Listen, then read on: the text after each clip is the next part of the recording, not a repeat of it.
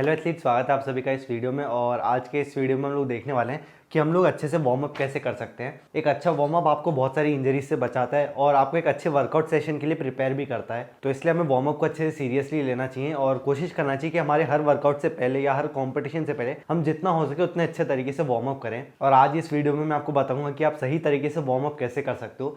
Warm up 2 word से जुड़ के बनता है, वार्म और अप। वार्म का मतलब होता है गर्म और अप का मतलब होता है ऊपर। इसका मतलब है कि हमें हमारी बॉडी के टेम्परेचर को बढ़ाना रहता है, क्योंकि जब मसल्स अच्छे से गर्म हो चुकी होती हैं, अच्छे से वार्म अप हो चुकी होती हैं, तब जाके वो ऑप्टिमम फोर्स प्रोड्यूस कर पाती हैं। आपने ये चीज़ नोटिस की होगी कि जब आप सुबह सो के उठते हो तो कई बार आपको आलस फील होता है, लेकिन जब आप ग्राउंड पे जाके वार्म अप करना स्टार्ट करते हो तो धीरे धीरे आपको वो आलस चले जाता है और उसके बाद जब आप वर्कआउट करते हो तब आप वो ज़्यादा अच्छे से कर पाते हो। तो जो वार्म अप रहता है वो आपको एक अच्छा वर्कआउट करने में काफ़ी ज़्यादा हेल्प करता है। अब लेकिन बहुत सारे लोगों को लगता है कि वार्म अप का मतलब होता है कि सिर्फ बॉडी के टेम्परेचर को बढ़ाना। जब पसीना आ जाए तो इसका मतलब है कि हमारी बॉडी वार्म अप हो चुकी है, लेकिन पसीने आने का मतलब ये नहीं होता कि आप वार्म अप हो चुके हो। वार्म अप का मतलब होता है कि हम हमारी बॉडी को अच्छे से रेडी करें हमारे कॉम्पिटिशन या फिर वर्कआउट के लिए। जैसे जो एथलीट स्विमिंग करते हैं तो उन्हें तो पसीना आएगा नहीं, क्योंकि वो पानी में करते हैं, और अगर आएगा भी तो उन्हें पता कैसे चलेगा कि उन्हें पसीना आ रहा है। तो वो एथलीट कैसे जज करते हो कि हाँ वो वार्म अप हो चुके हैं। वार्म अप करने के लिए हमें कुछ स्टेप्स को फॉलो करना पड़ता है और अगर हम उन्हें अच्छे से फॉलो करेंगे तो हमारा वार्म अप काफ़ी ज़्यादा अच्छा हो जाएगा। और आज के इस वीडियो में हम लोग उन स्टेप्स को ही देखने वाले हैं। वार्म अप करने के लिए जो 4 स्टेप्स हम फॉलो करते हैं वो होता है RAMP। अब एक एक करके इन स्टेप्स को हम लोग देखते हैं कि इनका मतलब क्या होता है। जो R रहता है इसका मतलब होता है रेज। अब रेज का मतलब होता है हमारे बॉडी के टेम्परेचर को धीरे धीरे बढ़ाना। ये सबसे पहला स्टेप होता है वार्म अप का। अब अपने बॉडी के टेम्परेचर को बढ़ाने के लिए आप कोई भी लाइट एरोबिक एक्टिविटी कर सकते हो, जैसे कि जॉगिंग हो गया, वॉक करना हो गया, साइकिलिंग हो गया या फिर स्किपिंग हो गया। ये एक्टिविटीज़ हमारी बॉडी पे ज़्यादा लोड नहीं देती हैं, लेकिन फिर भी हमें हेल्प करती है हमारी बॉडी का टेम्परेचर बढ़ाने में, और इससे हमें थोड़ा बहुत पसीना आने लगता है। तो अगर आप अभी तक वार्म अप में यही करते थे कि सिर्फ पसीना आ जाए, तो आप वार्म अप का सिर्फ 1/4 पार्ट कर रहे थे, आप सभी स्टेप्स को फॉलो नहीं करते थे। तो मैं आगे लिख देता हूँ कि कौन सी चीज़ें आप इसके लिए कर सकते हो। इसके लिए आप कर सकते हो वॉकिंग, या फिर आप कर सकते हो जॉगिंग, और चीज़ें आप कर सकते हो जैसे कि साइकिलिंग या फिर स्किपिंग। तो ये कुछ चीज़ें आप अपने वार्म अप में कर सकते हो अपने बॉडी का टेम्परेचर बढ़ाने के लिए। अच्छा, एक छोटी सी चीज़ बताना भूल गया था कि जब हम लोग वार्म अप करते हैं और उसमें जो ABC ड्रिल्स करते हैं वो भी ये रेस का पार्ट होता है। अब ज़रूरी नहीं कि मतलब आपको ग्राउंड पे जाते ही सीधे ये सब चीज़ें करना स्टार्ट करना है। इससे पहले आप थोड़ा बहुत हल्का फुल्का स्ट्रेच कर सकते हो। बहुत ज़्यादा स्ट्रेच नहीं करना है, मतलब 2-3 मिनट के लिए आपने अपने हाथ पैर को घुमा लिया, थोड़ा स्ट्रेच कर लिया, उसके बाद आप ये एक्टिविटी को स्टार्ट कर सकते हो। अब ये सब चीज़ें करने से क्या हो जाएगा, आपके बॉडी का टेम्परेचर धीरे धीरे बढ़ने लगेगा, और जब आपको ऐसा लगेगा कि आपको थोड़ा बहुत पसीना आने लग गया, तब आप दूसरे स्टेप पे जा सकते हो। अब ऐसा भी नहीं है कि आपको ये चीज़ बहुत ज़्यादा करना है। जैसे अगर आप जॉग कर रहे हो तो ऐसा नहीं है कि आपको 4-5 राउंड जॉग करना है, आपको बस 1-2 राउंड जॉग करना है। अगर आपको पसीना आने लग गया तो फिर आप अगले स्टेप पे जा सकते हो। अब अगला स्टेप होता है A, और A का मतलब होता है एक्टिवेशन, और एक्टिवेशन का मतलब होता है हमारे मसल्स को एक्टिवेट करना वर्कआउट के लिए। अब एक्टिवेशन को अच्छे से समझने के लिए हम लोग 1-2 एग्जाम्पल समझ लेते हैं। मान लेते हैं कि आप जिम में गए और आप स्क्वाट्स कर रहे थे, तो स्क्वाट में जो पहला सेट था उसमें आपने 40 kg से स्क्वाट्स किया और आपने ये 10 स्क्वाट किए थे। फिर उसके बाद में जो दूसरा सेट था उसमें आपने किए 50 kg से 10 स्क्वाट। फिर इसके बाद जो आपका तीसरा सेट था उसमें आपने किए 70 किलो से 8 स्क्वाट। फिर आपके चौथे सेट में आपने किए 80 किलो से 5 स्क्वाट। तो यहाँ पे हम देख सकते हैं कि आपने हर एक सेट में अपने वेट को धीरे धीरे बढ़ाते गए थे। अब जब आप ये पूरे 4 सेट्स कंप्लीट कर लोगे, तो लास्ट सेट में आपने 80 किलो से स्क्वाट किया था। अब इसके बाद जब आप फिर से एक बार 40 किलो से स्क्वाट करोगे, तो ये जो 40 किलो है ना, ये अब आपको ज़्यादा हल्का लगने लगेगा। जब पहले सेट में आप करोगे तब आपको भारी लगेगा, नॉर्मल वेट लगेगा, लेकिन जब आप हर सेट में वेट बढ़ाते जाओगे, फिर उसके बाद फिर से वो 40 किलो करोगे, तो आपको काफ़ी ज़्यादा हल्का लगेगा। ऐसा क्यों होता है? क्योंकि जब हम लोग ये चारों सेट्स कंप्लीट कर लेते हैं उसके बाद हमारी जो मसल्स रहती हैं वो काफ़ी ज़्यादा अच्छे तरीके से एक्टिवेट हो जाती हैं। इसके पीछे की थोड़ी बहुत हम साइंस समझ लेते हैं, बहुत ज़्यादा आपको बोर नहीं करूँगा। मान लेते हैं कि ये जो बॉक्स है, इतनी हमारी बॉडी के अंदर मसल्स हैं, इसको हम और छोटे बॉक्सेस में डिवाइड कर सकते हैं। तो हमारी ये मसल के अंदर 16 मसल के फाइबर्स हैं। अब जो हमारी बॉडी रहती है वो कोशिश करती है कि हम कम से कम मसल्स को यूज़ करें ताकि हम लोग एनर्जी को बचा पाएँ। जैसे कि जब हम लोग चलते हैं तब काफ़ी कम मसल्स यूज़ होती हैं, लेकिन जब हम दौड़ते हैं, स्प्रिंट करते हैं, तो उस टाइम पे हमारी ज़्यादा मसल्स यूज़ होती हैं। जितना छोटा काम रहेगा उतनी ही कम मसल्स एक्टिवेट होंगी। जैसे कि अगर एक क्लासरूम है, क्लासरूम में 40 बच्चे हैं, तो पूरे क्लासरूम में से अगर एक बेंच को दूसरी क्लास में भेजना है, तो टीचर ये तो नहीं बोलेगी कि सारे 40 बच्चे ये एक बेंच उठा के लेके जाओ। ऐसा तो होगा नहीं। टीचर बोलेगी बस 2 बच्चे जाओ, एक एक साइड से पकड़ लो और बेंच को दूसरी क्लास में लगाओ। तो यहाँ पे पूरी क्लास है, तो हमारे मसल्स के जैसे, और उसमें जो बच्चे हैं वो मसल्स की फाइबर्स के जैसे हैं। तो जो छोटा काम है उसके लिए हमें सारी मसल्स को यूज़ करने की ज़रूरत नहीं है, 2-3 मसल्स के फाइबर्स ही उस काम को कर देंगे। तो यही चीज़ स्क्वाट्स करते टाइम हो रही थी। जब आप पहला सेट कर रहे थे तब आपकी 4 मसल के फाइबर्स एक्टिवेटेड थे, ऐसा मान लेते हैं, ठीक। फिर जब आप 50 किलो से स्क्वाट्स कर रहे थे तो ये जो 4 मसल के फाइबर्स है ये 40 किलो नहीं उठा पाएंगे, तो इसलिए हमारी बॉडी क्या करेगी, अब बाकी के 4 को और एक्टिवेट कर लेंगे। अब आपने 50 से उठा लिया, अब उसके बाद जब आपने 70 किलो से स्क्वाट किया था तब ये बाकी की 4 मसल और एक्टिवेट हो जाएंगी। ये 4 मसल भी ये सोचेंगे कि हाँ ये ऊपर की 8 मसल इतने वजन को नहीं उठा पाएंगे, हमें भी थोड़ी मदद करनी चाहिए। फिर जब हम 80 किलो से स्क्वाट करेंगे तब हमारी सारी मसल फाइबर्स अच्छे से एक्टिवेट हो जाएंगी। अब यहाँ पे सारी मसल्स एक्टिवेट हो चुकी हैं तो ये तुरंत डीएक्टिवेट नहीं हो जाती, टाइम लगता है काफी। जब हम लोग कूल डाउन कर लेंगे उसके बाद ये मसल्स डीएक्टिवेट होंगी और रिलैक्स होंगी, लेकिन तब तक ये मसल्स एक्टिवेटेड रहेंगी अच्छे से। तो अब हमारी सारी मसल्स एक्टिवेटेड है, अब जाके इतनी सारी मसल्स अगर सिर्फ 40 किलो को उठाएंगी तो वो हमें काफी ज्यादा हल्का लगेगा। आई होप आपको ये चीज अच्छे से समझ में आ गई होगी और आप थोड़े बहुत बोर नहीं हुए होंगे। तो जो एक्टिवेशन वाला पार्ट रहता है इसमें हमें कोशिश करने की हम हमारी सारी मसल्स को एक्टिवेट कर लें, वो रेडी हो जाए वर्कआउट को परफॉर्म करने के लिए। क्योंकि जब ये सारी मसल्स एक्टिवेट हो जाएंगी उसके बाद जब हम वर्कआउट करेंगे तो वो वर्कआउट हमें काफी ईजी लगने लगेगा। अब इसका एक और एग्जांपल मैं शेयर करना चाहता हूँ। जैसे कि मेरी अकेडमी में हम लोग फ्राइडे के दिन हिप फ्लेक्सर और हैमस्ट्रिंग की मसल्स को एक्टिवेट करते हैं। मतलब हिप फ्लेक्सर और हैमस्ट्रिंग, बस ये 2 मसल का वर्कआउट रहता है वो पूरे सेशन में। क्योंकि जब हम लोग दौड़ते हैं तब हम लोग एक ना एक बार इस पोजीशन में जरूर आते हैं जब हमारा एक पैर जमीन के पीछे रहता है और जमीन से बस उठने ही वाला रहता है और एक पैर आगे हवा में रहता है। अब जो वर्कआउट हम लोग करते हैं स्ट्राइड फ्रीक्वेंसी को बढ़ाने के लिए करते हैं। स्ट्राइड फ्रीक्वेंसी का मतलब क्या होता है कि हम हमारे पैरों को कितना जल्दी जल्दी चला पा रहे हैं। जैसे हमारे पैर एक साइक्लिक मूवमेंट में चलते हैं, अभी जितना ज्यादा तेज चलेंगे इसका मतलब है कि हमारी स्ट्राइड की फ्रीक्वेंसी उतनी ज्यादा अच्छी है। अब स्ट्राइड फ्रीक्वेंसी को बढ़ाने के लिए हमें 2 चीजें करनी पड़ेंगी।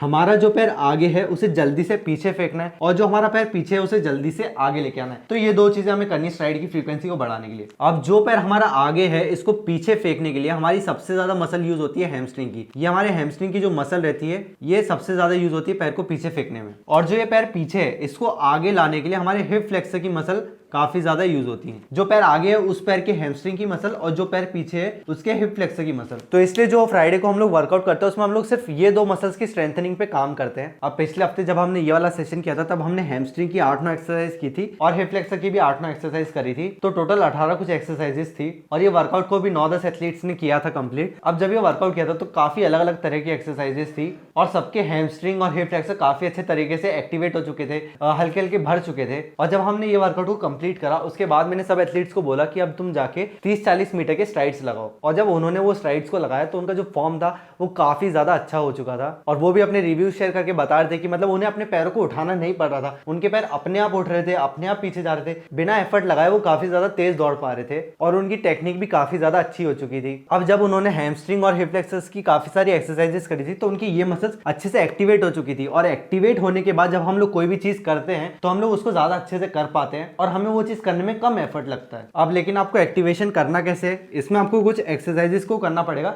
आपको इंडिविजुअल एक एक मसल को टारगेट करना पड़ेगा। आपको सबसे पहले ये देखना है कि आपके स्पोर्ट्स में या फिर आपके इवेंट में सबसे इंपॉर्टेंट मसल्स कौन सी हैं। जैसे कि जब हम लोग स्प्रिंटिंग करते हैं तो उसके लिए हमारी सबसे इंपॉर्टेंट मसल्स रहती है ग्लूट्स की, हैमस्ट्रिंग की, हिप फ्लेक्सर्स, हमारे कोर की मसल्स भी काफी ज्यादा इंपॉर्टेंट रहती है, हमारे लोअर बैक की मसल्स भी इंपॉर्टेंट रहती है। ऐसे बहुत सारी मसल्स रहते हैं जो हमारे लिए काफी ज्यादा इंपॉर्टेंट है। अब आपको इन सब मसल्स को एक्टिवेट करना है। तो जैसे अगर आपको ग्लूट्स की मसल्स को एक्टिवेट करना है तो उसके लिए आप क्या कर सकते हो, आप हिप थ्रस्ट कर सकते हो। हैमस्ट्रिंग की मसल्स को एक्टिवेट करने के लिए आप क्या कर सकते हो, सिंगल लेग ग्लूट ब्रिज कर सकते हो। मतलब ऐसे सिर्फ ये एक एक्सरसाइज नहीं है, बहुत सारी एक्सरसाइजेस है जो हम लोग ग्लूट्स के लिए कर सकते हैं, जैसे कि फायर हाइड्रेंट्स कर सकते हैं। तो जब भी आप वार्म अप करोगे आपको एक्टिवेशन में हर एक मसल्स की 2-3 एक्सरसाइजेस करनी है जिससे वो अच्छे से एक्टिवेट हो जाएंगी। अभी एक वीडियो में हर एक मसल के एक एक एक्टिवेशन की एक्सरसाइज को बताना पॉसिबल नहीं है, इसलिए आपको कुछ नहीं करना है। यूट्यूब पे सिर्फ आपको मसल का नाम सर्च करना है और उसके आगे एक्टिवेशन लिख देना। जैसे यूट्यूब पे आप सर्च कर लेना glute activation exercises, hamstring activation exercises या फिर कोर एक्टिवेशन एक्सरसाइजेस,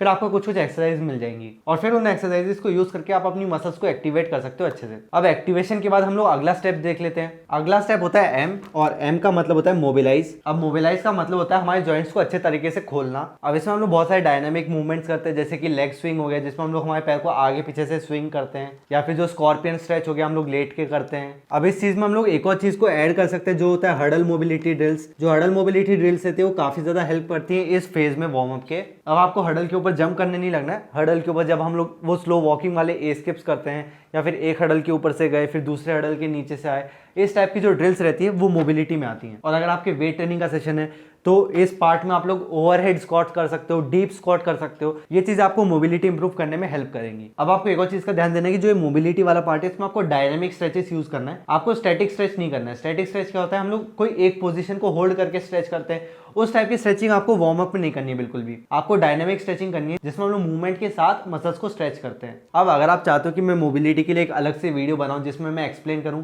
कि आप कौन सी एक्सरसाइजेस कर सकते हो, तो आप वीडियो के कमेंट सेक्शन में मुझे जरूर बताना। अब हम चौथा पॉइंट देख लेते हैं और ये बहुत ज्यादा इंपॉर्टेंट है आपके लिए। पी का मतलब होता है पोटेंशिएशन। अब इसका मतलब क्या होता है? इसका मतलब होता है कि हम हमारी बॉडी पे वो लोड दें जो हमारे वर्कआउट में भी हमें नहीं मिलने वाला है। अब इसके लिए आप कुछ प्लायोमेट्रिक या फिर स्ट्रेंथ ट्रेनिंग वाली एक्सरसाइजेस को ऐड कर सकते हो। इसको हम लोग एक एग्जांपल से समझ लेते हैं। जैसे कि अगर आप शॉर्ट पुट करते हो, अब शॉर्ट पुट में आपको क्या करना है? अपने चेस्ट, अपने शोल्डर्स, इन सब की मसल्स को यूज करके जो शॉर्ट पुट है उसे थ्रो करना है ज्यादा से ज्यादा डिस्टेंस के लिए। अब इस चीज में आपकी अपर बॉडी यूज हो रही है और आप एक स्पेसिफिक स्पीड या स्पेसिफिक फोर्स लगा के उसे थ्रो करने वाले हो। अब पोटेंशिएशन के लिए हम लोग दो चीजें कर सकते हैं, या तो एक प्लायोमेट्रिक वाली एक्सरसाइज कर सकते हैं या फिर एक स्ट्रेंथ ट्रेनिंग वाली एक्सरसाइज कर सकते हैं। ये लास्ट पॉइंट है, थोड़ी जगह नहीं बचे तो मैं इसको मिटा के ऊपर लिख देता हूँ। आप पीछे जाके उसका स्क्रीनशॉट ले सकते हो ताकि आपको वो चीज बाद में याद रहे। अब शॉर्ट पुट के लिए हम दो चीज कर सकते हैं, एक प्लायोमेट्रिक एक्सरसाइज कर सकते हैं, एक स्ट्रेंथ ट्रेनिंग वाली एक्सरसाइज कर सकते हैं। अब इन दोनों में से आप कोई भी एक कर सकते हो, दोनों मत करना, कोई भी एक कर लेना। अब वो किस तरीके से करना है? जैसे जब हम लोग शॉर्ट पुट करेंगे तब हमें क्या करना है? हमें 7 kg के शॉर्ट पुट की बॉल को थ्रो करना है और जब हम इसे थ्रो करेंगे तो हम लोग कुछ स्पीड के साथ थ्रो करेंगे। तो जो स्पीड है, स्पीड के लिए हम लोग प्लायोमेट्रिक कर सकते हैं और जो ये वेट है, फोर्स के लिए हम लोग स्ट्रेंथ ट्रेनिंग कर सकते हैं। तो जो शॉर्ट पुट है वो 7 किलो का है, हम लोग सिर्फ 7 किलो की चीज को पुश कर रहे हैं। लेकिन वहीं पे अगर हम लोग स्ट्रेंथ ट्रेनिंग में हम लोग बेंच प्रेस कर लेते हैं, मान लेते हैं 60 kg से हमने बेंच प्रेस कर लिया, तो यहाँ पे हमने बहुत ज्यादा लोड दिया अपनी बॉडी पे। इतना ज्यादा वजन तो हम लोग पूरे वर्कआउट में नहीं उठाने वाले हैं, लेकिन फिर भी जो हमारे वर्कआउट की इंटेंसिटी है उससे ज्यादा हमने स्ट्रेंथ एक बार वर्कआउट के वार्म अप में लगा ली। अब जब आप 60 kg से बेंच प्रेस करके देख लोगे तो उसके बाद आपको जो ये 7 किलो है काफी ज्यादा हल्का लगने लगेगा। ये एक तरीके से एक्टिवेशन की जैसा ही है, लेकिन थोड़ा बहुत अंतर रहता है। एक्टिवेशन में हम लोग बहुत ज्यादा लोड नहीं देते हमारी बॉडी पे जो हम लोग वर्कआउट में नहीं झेलने वाले हैं। जैसे कि कोर एक्टिवेशन में हमने प्लैंक कर लिया तो उससे बहुत ज्यादा लोड नहीं आएगा, हल्का फुल्का लोड आता है और हमारी मसल्स बस एक्टिवेट होती हैं। लेकिन इसमें हम लोग वो लोड देते हैं जो हम लोग वर्कआउट में भी नहीं झेलने वाले हैं। जैसे 7 किलो की बॉल के हिसाब से तो ये 60 kg बहुत ज्यादा हो गया, तो ये एक स्ट्रेंथ का एग्जांपल हो गया। ऐसी स्पीड में अगर हम लोग प्लायोमेट्रिक एक्सरसाइज को देखेंगे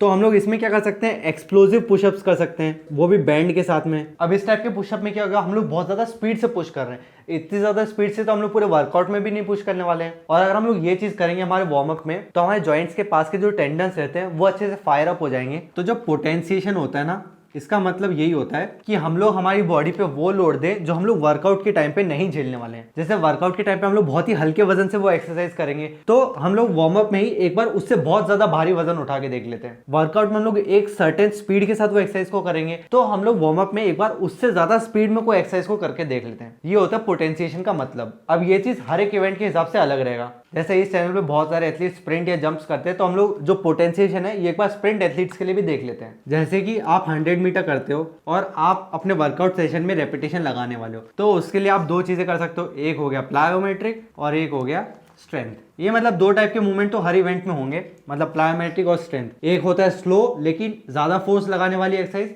एक होती है फास्ट लेकिन कम फोर्स लगाने वाली एक्सरसाइज। अब जैसे वर्कआउट में हम लोग मान लेते हैं कि आप 60 मीटर के रेपिटेशंस लगाओगे तो उसके लिए हम लोग स्ट्रेंथ में क्या कर सकते हो, प्लायोमेट्रिक में क्या कर सकते हैं। स्ट्रेंथ में आप एक चीज कर सकते हो, आइसोमेट्रिक स्क्वाट पुश। अब इस एक्सरसाइज में आपको क्या करना है? अपने स्क्वाट रैक में जो वो सपोर्ट वाला पार्ट रहता है उसके नीचे रॉड को रखना है और उसके नीचे स्क्वाट की पोजीशन में आना है और उस रॉड को ऊपर की तरफ पुश करना है। अब इस पोजीशन में क्या होगा? जो रॉड है वो बिल्कुल भी नहीं लेगी। आप कितनी भी ताकत लगाने की कोशिश कर लो वो रॉड वहीं के वहीं रहेगी, लेकिन आपको ज्यादा से ज्यादा ताकत लगानी पड़ रही है। और अगर आप 10 सेकंड के लिए उस पोजीशन को होल्ड करके ज्यादा से ज्यादा फोर्स नीचे लगाओगे, मतलब पूरी बॉडी को टाइट करके जोर से उसको पुश करने की कोशिश करोगे, तो उस पॉइंट पे आप जमीन में काफी ज्यादा फोर्स डाल रहे होंगे और इतना जो फोर्स है वो हम लोग 60 मीटर में बिल्कुल भी नहीं लगा पाएंगे। तो ये एक स्ट्रेंथ वाली एक्सरसाइज का एग्जाम्पल हो गया जो आप पोटेंशिएशन में कर सकते हो। अब अगर हम लोग प्लायोमेट्रिक एक्सरसाइज को देखेंगे तो इसमें लोग क्या कर सकते हैं? एक असिस्टेड बैंड वाली पोगो जंप्स कर सकते हैं, जैसा आप ये साइड में वीडियो में देख सकते हो। अब इस टाइप के एक्सरसाइज में हमारा ग्राउंड कॉन्टेक्ट काफी ज्यादा कम हो रहा है। जैसे बैंड की मदद से जब हम लोग जंप करेंगे तो हमारा पैर जमीन पे बहुत ही कम टाइम के लिए रहेगा।